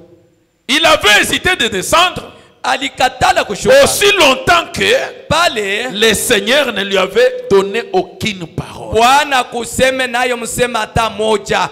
Amen. Amina.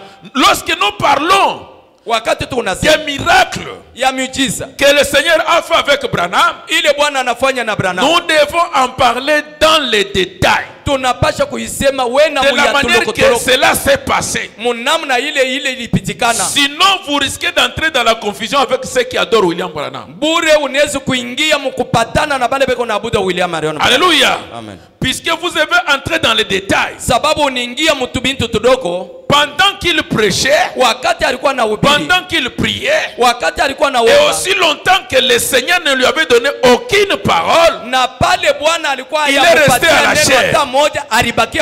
Mais quand celui qui est plus grand que Salomon s'est approché, lui a parlé, il a dit maintenant je peux y aller. Vous devez être à l'écoute du Seigneur. Vous devez développer la communion avec Dieu jusqu'à atteindre ce niveau où le Seigneur peut vous parler.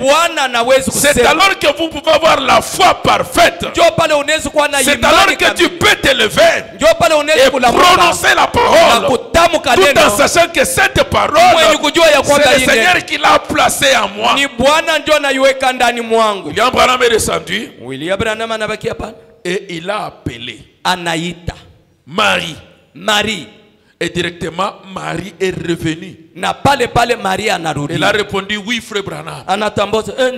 Et pourtant, c'était la première fois qu'elle venait à la réunion. Elle qui était morte. Mais comment pouvait-elle reconnaître que c'était frère Branham qui l'avait appelé?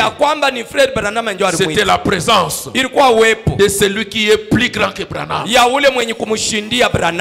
Alléluia. Amina. Et aujourd'hui au milieu de nous, nous adorons celui qui est plus grand que Branham. Celui qui pouvait parler à l'oreille de Branham, utiliser la bouche de Branham pour ramener Marie à la vie. Alléluia. Amina. Ce n'était pas le seul cas. haikukwe mambo kidogo. Et l'autre cas, Na mambo yingine, pendant encore que Branham prêchait, wakati Branham alikuwa anaendelea un na papa est tombé baba moja anaanguka et il est mort sur place. na anakufa pale pale. Alléluia. Haleluya. Frère Branham me dit, Ndugu Branham anasema, vous savez, les gens se méfient des morts. unajua bantu beko banekala bena Pourtant, ce n'est shukia rien, bafu. plus, ce n'est rien qu'une enveloppe. Nayo ni envelope tu. Mais aussitôt le Saint-Esprit me parla. Na pale pale Roho Mtakatifu J'ai ikasema quitté nami. ma place descendue de la plateforme Nikatoka kumimbali et me dirigeais vers elle. na nikaenda kwake. J'étais à peine parti Nilikuwa mkwenda, que le Saint-Esprit me parla. Roho Mtakatifu akanyambia. Alors j'ai dit, Na akasema, Marie. Maria. Alléluia. Haleluya. Elle me répondit, Akamnijibu, oui, frère Branham. ndiyo ndugu Branham. Elle était bien. Alikuwa mzuri. Elle ne nous avait jamais vus auparavant. Alikuwa yanionaka. C'était la première réunion où elle était venue. Ilikuwa mkusanyiko ya kwanza ile ye alikuja. Alléluia. Haleluya. Béni soit le nom du Seigneur. Jina la Bwana libarikiwe. Et frère Branham parle d'un autre miracle. Ndugu Branham anasema juu ya miujiza. Il y avait là un vieillard d'environ 80 ans. Kulikuwa mzee mwingine karibu miaka Avec sa brave femme. Na bibi yake. Pendant que je parlais, Wakati nilikuwa nasema, j'ai remarqué nikatazama que la tête de cet homme s'est mise à basculer en arrière. ya kwamba kichwa ule mtu inaanza kujipika Puis ses mains se relâchèrent na et lui-même s'affaissa na ye mwenyewe en basculant en avant. na mkufwa Il mwenye était kuangalia là mbele. sur la chaise, Alikuwa pale pakiti mort. mwenye kufwa. Sa femme s'est mise à crier, Bibi yake akaanza venez m'aider, venez m'aider. mkuye kumnisaidia, mkuye J'ai mnisaidia. regardé et dit, Nikaangalia nikasema, restez assis, bakia mwenye kuikala gardez pale. silence. We bakia kimya. J'attendais que le Seigneur Nilikuwa me nachunga. donne une parole. Bwana nipatie neno moja. Frère Branham me dit, Ndugu Branham, j'attendais que le Seigneur nilikuwa me nachunga. donne une. Bwana nipatie neno moja. Alléluia. Haleluya. Que le Seigneur me donne une parole. Bwana nipatie neno. Je me préparais à faire l'appel à l'autel. Nilikuwa nijitayarisha kuita kumimbali. Le Seigneur me donna le nom de cet homme. Bwana akanipatia jina ya ule bwana. Je l'appelais, Nikamuita, il revint à la vie. akarudia kuuzima. Amen. Amina. Le Seigneur a donné à Branham Bwana analeta na Branham le nom de cet homme. jina ya ule bwana. Que dites-vous que c'est? Munasema niko nani? Alléluia. Amina. C'est la présence de Dieu non reconnue. Ni uwepo ya Mungu yasiyotambua. C'est Dieu identifié par ses caractéristiques. Ni Mungu mwenye kujitangulisha na matabia yake. Le même Jésus Yesu moja moja qui avait dit, ule alisema, il y a ici plus que Salomon. kwa hapa ukumshindia C'est le Salomoni. même Jésus Jo Yesu moja qui moja agissait en William ule Branham. alikuwa anatenda ndani ya William Branham. Alléluia. Amina. Et encore aujourd'hui, frère, Na tena leo ndugu, quel que soit le problème, hata mambo gani, le Seigneur Jésus-Christ, Bwana Yesu Kristo, le Dieu de William Branham, Mungu wa William Branham, lui le véritable fils de l'homme, yeye mwana wa mtu wa lui kweli, le Dieu prophète, yeye Mungu est ici pour relever chaque défi. eko hapa ajua kutosha pingo yote. Tourne le regard vers lui. Wewe umgeukie, umwangalie, Crois de tout ton cœur. umwamini na moyo Il wako. est ici Eko hapa pour restaurer tout ce que tu as perdu. jua kurudisha yote ile ulipoteza. Tu n'es pas mort. Hauna mwenye kufa, Tu n'as pas un enfant mort. hauna na mtoto mwenye Tu kufa, n'as pas un mari mort. hauna na bwana mwenye Mais kufa, tu as un besoin. lakini uko na lazima. Alléluia. Amina. Le besoin là qui tourmente ton cœur. Lazima yeko na vuruka Sache moyo qu'il y wako a ici ujue plus kwa- que Salomon. wa kumshindia Salomoni. Alléluia. Amina. Nous allons nous mettre debout. Tutashimama bwima. Nous allons nous mettre debout, frère. Tutashimama bwina banduku. Je ne sais pas si les amis connaissent ces cantiques. On va nous les chanter. Pèlerin. Pèlerin et voyageur, ici-bas, dans les douleurs, toujours ces trésors nous restent, la cité. Le directeur des chants peut nous aider avec ces cantiques-là. Connais-tu cette cité? Et nous allons prier le Seigneur. Tutaomba Bwana. Nous allons nous plonger dans la prière, Taingia maombi. croyant de tout notre cœur kuamini na moyo wetu wote qu'il y a ici plus que Salomon. na kuko hapo kumshindia Salomoni. Si les gens du temps de Salomon connaissent leur millénium, Kama bantu ba wakati ya Salomoni balitambua nous milenium devons yao, connaître aussi notre millénium. na shie tunapasha kutambua milenium Parce que yetu, nous avons reconnu sababu tulitambua un plus grand que Salomon. wa kumshindia Salomoni.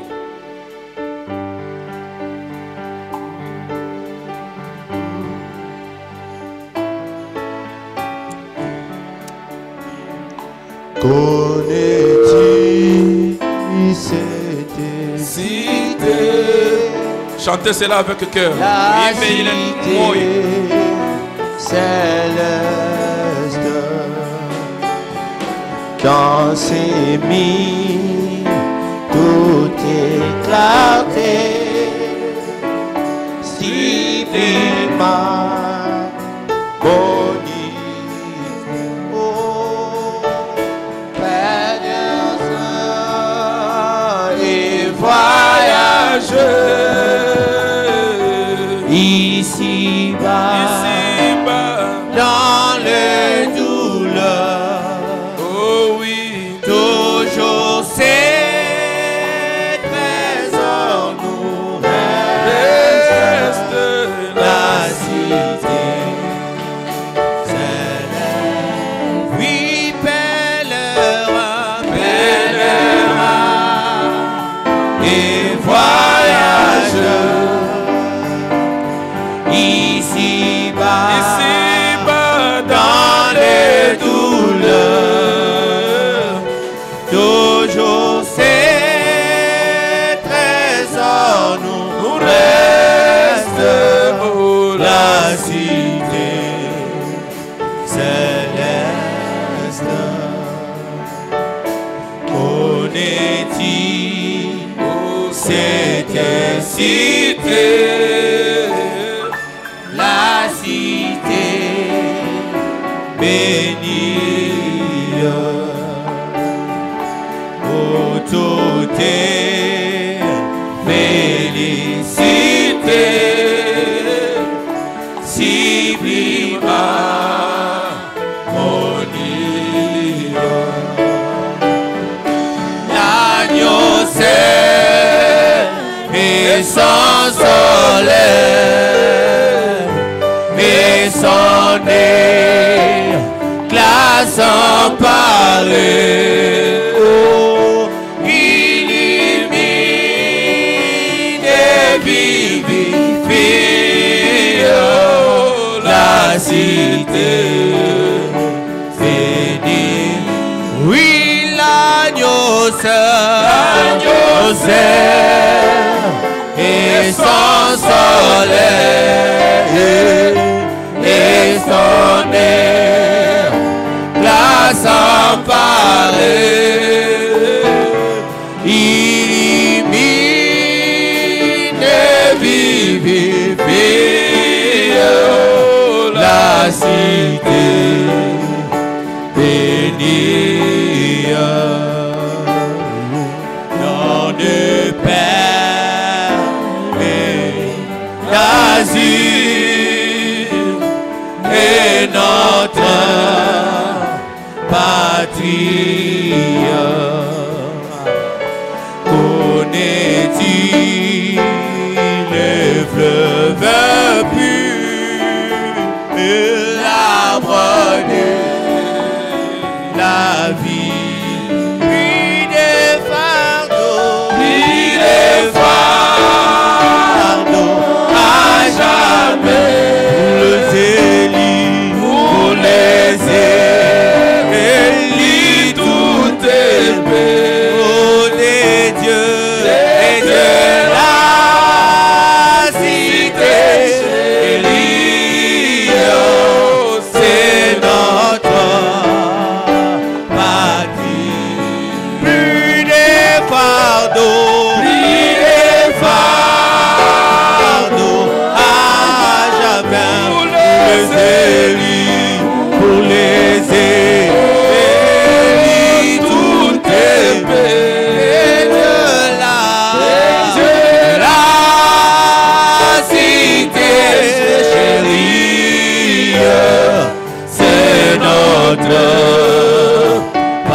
patrie.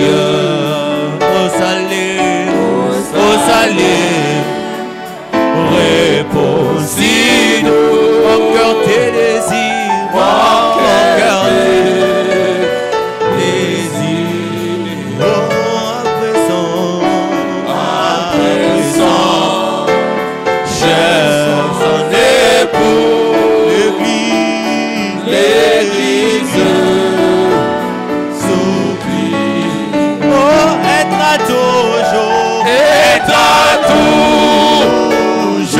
devant toi, mon Seigneur, oh mon divin roi, pour te chanter, et te dire, mon cœur te désire. Oh, être toujours, devant toi,